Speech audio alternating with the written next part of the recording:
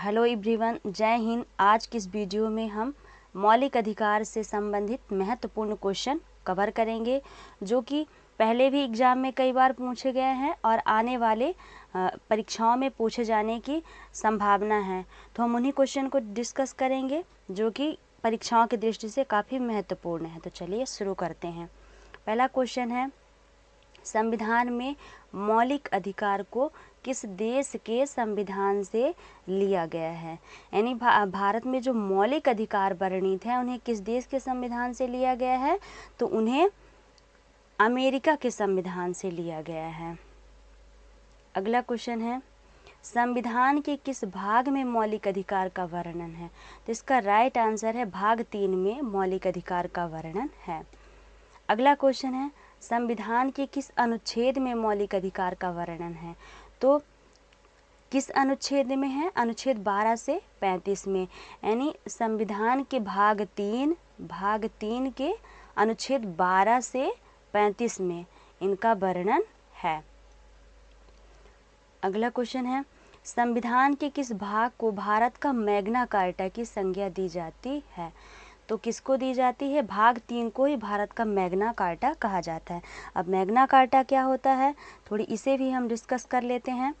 तो जो Magna carta है, ये अधिकारों का वह प्रपत्र है जिसे इंग्लैंड के किंग जॉन द्वारा 1215 में सामंतों के दबाव में जारी किया गया, और यह नागरिकों के मूल अधिकारों से संबंधित पहला लिखित प्रपत्र था।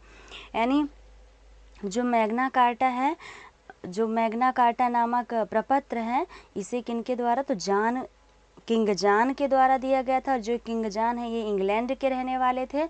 और कब दिया गया? तो 1215 में दिया गया था, और सामंतों के दबाव, यानी वहाँ सामंतों का शासन था और उनके दबाव में दिया गया था। तो मैग्ना कार्टा प्रपत्र है एक। अगला क्वेश्चन है, मूल रूप से संविधान ने कितने मौलिक अधिकार प्रदान किए थे? तो मूल रूप से संविधान में कितने मौलिक अधिकार थे? 7 मौलिक अधिकार प्रदान किए गए थे मूल रूप से संविधान में। और यदि हम बात करें वर्तमान में कितने संविधान हैं, तो वर्तमान में 6 मूल अधिकार हैं। यहाँ ये वाला क्वेश्चन, तो मूल रूप से कितने अधिकार प्रदान किए गए थे? तो 7 प्रदान किए गए थे, और वर्तमान में 6 प्रदान किए गए हैं। आइए हम इनको देख लेते हैं, वर्तमान में कितने। तो वर्तमान में 6 मूल अधिकार प्रदान किए गए हैं। पहला है समता का अधिकार। समता का अधिकार कितने अनुच्छेद में है? तो अनुच्छेद 14 से 18 में वर्णित है। दूसरा है स्वतंत्रता का अधिकार, तो ये अनुच्छेद 19 से 22 में वर्णित है। तीसरा है शोषण के विरुद्ध अधिकार, ये अनुच्छेद 23 से 24 में वर्णित है। चौथा है धर्म की स्वतंत्रता का अधिकार, अनुच्छेद 25 से 28 में वर्णित है। पांचवा है संस्कृति और शिक्षा संबंधी अधिकार, तो ये अनुच्छेद 29 और 30 में वर्णित है। जो छठवां था, पहले छठवां संपत्ति का अधिकार था, और 7वां संवैधानिक उपचारों का अधिकार था। तो जो छठवां संपत्ति का अधिकार था उसे कानूनी अधिकार बना दिया गया है, मौलिक अधिकार से हटा करके। तो छठवां क्या है? संवैधानिक उपचारों का अधिकार, अनुच्छेद 32 है। अनुच्छेद 32 में संवैधानिक उपचारों का अधिकार वर्णित है। जो संपत्ति का अधिकार था, संपत्ति का अधिकार, उसका वर्णन अनुच्छेद 31 में रहा है। अनुच्छेद 31 में संपत्ति के अधिकारों का वर्णन था, और जिसे वर्तमान में भाग 12 के अनुच्छेद 300 का के तहत कानूनी अधिकार के रूप में वर्णित किया गया है। अगला क्वेश्चन देख लेते हैं। अगला क्वेश्चन है, संपत्ति के अधिकार को किस संविधान संशोधन द्वारा मौलिक अधिकारों की सूची से हटा दिया गया है? तो इसे 44वें संविधान संशोधन 1978 द्वारा हटाया गया था। अगला क्वेश्चन है, वर्तमान में संपत्ति के अधिकार का वर्णन संविधान के किस भाग में है? तो संविधान के भाग 12 में। और अनुच्छेद की बात करें तो अनुच्छेद जो है 300 का के तहत, या 300 ए आपको कहीं मिलेगा, के तहत वर्णित है। अगला क्वेश्चन है समता का अधिकार का वर्णन किस अनुच्छेद में है?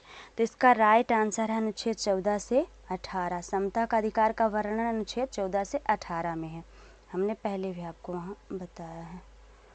अगला क्वेश्चन है संविधान के अनुच्छेद 14 में किसका वर्णन है? यदि ऑप्शन की बात करें तो विधि के समक्ष समता, लोक नियोजन या अस्पृश्यता का अंत या धर्म मूल वंश लिंग। तो इसका राइट आंसर होगा विधि के समक्ष समता का वर्णन है अनुच्छेद 14 में। जो लोक नियोजन के अवसर की समता है इसका वर्णन है अनुच्छेद 15 में। अस्पृश्यता का अंत अनुच्छेद 17 से संबंधित है। धर्म मूल वंश लिंग ये अनुच्छेद 16 में है। अगला क्वेश्चन है प्राण एवं दैहिक स्वतंत्रता का वर्णन किस अनुच्छेद में है? तो इसका राइट आंसर अनुच्छेद 21 में। अगला क्वेश्चन है संविधान के अनुच्छेद 17 का संबंध किससे है? तो इसका राइट आंसर है अस्पृश्यता का अंत से है। आइए इनका डिटेल देख लेते हैं कि किन में किन का वर्णन है। तो यदि समता के अधिकार की बात करें तो समता का अधिकार जो है तो अनुच्छेद 14 से 18 में वर्णित है। तो अनुच्छेद 14 में पहला नंबर में क्या वर्णन है? अनुच्छेद 14 में है विधि के समक्ष समता एवं विधियों का समान संरक्षण, अनुच्छेद 14 में वर्णित है। अगले पॉइंट में धर्म मूल वंश और जन्म स्थान के आधार पर विभेद अनुच्छेद 15 में वर्णित है। यानी जो समता, यानी हर व्यक्ति के लिए समता समानता जो होगी तो सब जो विधि है वो जो भी कानून न्याय विधि जो है वो सभी के लिए समान रहेगा। धर्म मूल वंश और जन्म स्थान के आधार पर रहने के लिए भेद नहीं किया जाएगा, अनुच्छेद 15 में वर्णित है। लोक नियोजन के विषय में अवसर की समता अनुच्छेद 16 में वर्णित है। अस्पृश्यता का अंत अनुच्छेद 17 में वर्णित है। सेना या विद्या संबंधी सम्मान के सिवाय सभी उपाधियों पर रोक अनुच्छेद 18 में वर्णित है। यहाँ अनुच्छेद 18 लिखा होना चाहिए, अनुच्छेद 18। अगला है स्वतंत्रता का अधिकार। तो जो स्वतंत्रता का अधिकार है इसका वर्णन अनुच्छेद 19 से 22 में। तो पहला 19 में क्या है? वाक एवं अभिव्यक्ति की स्वतंत्रता, सम्मेलन, संघ, निवास, अनुच्छेद 19 में वर्णित है। यानी हमको अपनी जो विचार हैं उसको अभिव्यक्त करने के लिए या हमको कहीं सम्मेलन करना है तो सम्मेलन करने के लिए, संघ बनाने के लिए, निवास करने के लिए, इन सब का जो वर्णन है वो अनुच्छेद 19 में है। उसके तहत हमको अधिकार दिए गए हैं। अपराधों के लिए दोष सिद्ध के संबंध में संरक्षण अनुच्छेद 20 के तहत दिया गया है। प्राण एवं दैहिक स्वतंत्रता का संरक्षण अनुच्छेद 21 में है। प्रारंभिक शिक्षा का अधिकार अनुच्छेद 21 ए में है। कुछ दशाओं में गिरफ्तारी और निरोध से संरक्षण अनुच्छेद 22 में वर्णित है।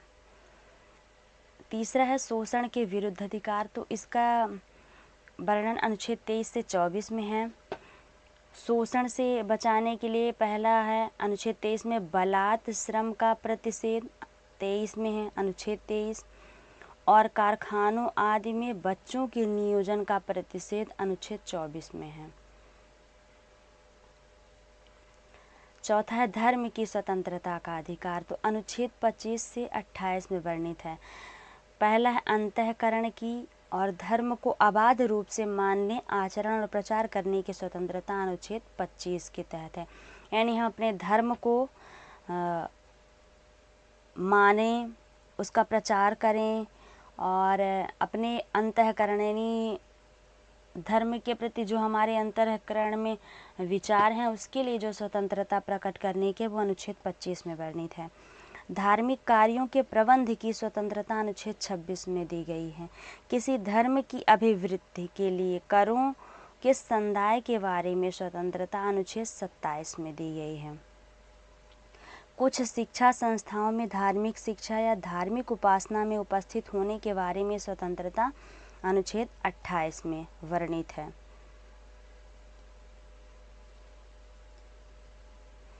अगला है संस्कृति और शिक्षा संबंधी अधिकार, अनुच्छेद 29 और 30 में वर्णित हैं। अल्पसंख्यकों की भाषा, लिपि और संस्कृति की सुरक्षा, अनुच्छेद 29 में वर्णित है। शिक्षा संस्थाओं की स्थापना और प्रशासन करने का अल्पसंख्यक वर्गों का अधिकार, अनुच्छेद 30 में वर्णित है। संवैधानिक उपचारों का अधिकार, अनुच्छेद 32 में वर्णित है। मूल अधिकारों को प्रवर्तित कराने के लिए उच्चतम न्यायालय जाने का अधिकार है। इसमें शामिल याचिकाएं हैं बंदी प्रत्यक्षीकरण, परमादेश, प्रतिषेध, उत्प्रेषण, अधिकार परीक्षा, अनुच्छेद 32। ये सब अनुच्छेद 32 में वर्णित हैं। अगला क्वेश्चन है संविधान में मौलिक अधिकार की प्रकृति कैसी है। ऑप्शन में दिया है, पहला है कि न्यायोचित है, दूसरा गैर न्यायोचित है, तीसरा लोकप्रिय है, चौथा इनमें से कोई नहीं। तो इसका राइट आंसर है न्यायोचित है। मूल अधिकारों की प्रकृति न्यायोचित है। अगला है भारतीय संविधान में वर्णित मौलिक अधिकार प्रदान किए गए हैं भारतीय नागरिकों को कि विदेशियों को, कि भारतीय और विदेशियों दोनों को, कि इनमें से कोई नहीं। तो भारतीयों और विदेशी दोनों नागरिकों को प्रदान किए गए हैं। अगला क्वेश्चन है भारतीय संविधान में वर्णित वे मौलिक अधिकार जो केवल भारतीय नागरिकों को प्रदान किए गए हैं। पहला है धर्म, मूल, वंश, लिंग, जाति, जन्म स्थान के आधार पर रहने के लिए, लोक नियोजन के विषय में अवसर की समता, विचार अभिव्यक्ति, शांतिपूर्ण सम्मेलन की स्वतंत्रता। ये उपयुक्त सभी, ये तीनों जो है तो केवल भारतीय नागरिकों को प्रदान किए गए हैं, विदेशियों को नहीं।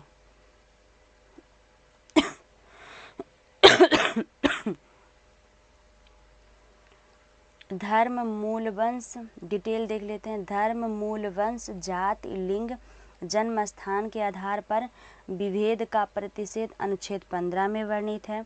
लोक नियोजन के विषय में अवसर की समता, अनुच्छेद 16 में है। विचार अभिव्यक्ति, शांतिपूर्ण सम्मेलन, निर्बाध विचरण एवं निवास तथा संघ बनाने की स्वतंत्रता, अनुच्छेद 19। अल्पसंख्यकों को शिक्षा एवं संस्कृति संबंधी अधिकार, यानी ये जो अधिकार हैं ये केवल भारतीयों को दिए गए हैं।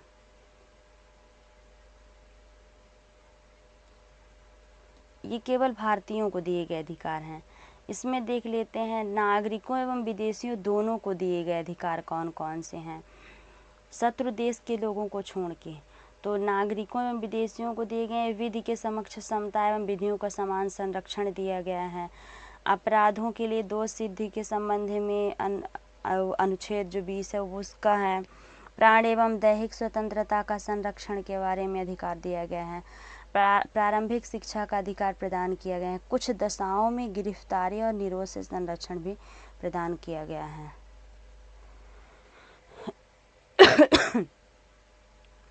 अगला है बलात् श्रम का प्रतिषेध, अनुच्छेद 23। कारखानों आदि में बच्चों के नियोजन का प्रतिषेध, अनुच्छेद 24। अंतःकरण की और धर्म को अबाध रूप से मानने, आचरण और प्रचार करने की स्वतंत्रता, अनुच्छेद 25। धार्मिक कार्यों के प्रबंध की स्वतंत्रता, अनुच्छेद 26। किसी धर्म की अभिवृद्धि के लिए करों के संदाय के बारे में स्वतंत्रता, अनुच्छेद 27। कुछ शिक्षा संस्थाओं में धार्मिक शिक्षा या धार्मिक उपासना संबंधित होने के बारे में स्वतंत्रता, अनुच्छेद 28 में वर्णित है। तो इस तरीके से मौलिक अधिकार कंप्लीट हुआ। Thank you, thanks for watching my videos. आशा है कि ये वीडियो आपके लिए काफ़ी हेल्पफुल होगी और आप वीडियो को पूरा ज़रूर देखेंगे। Thank you.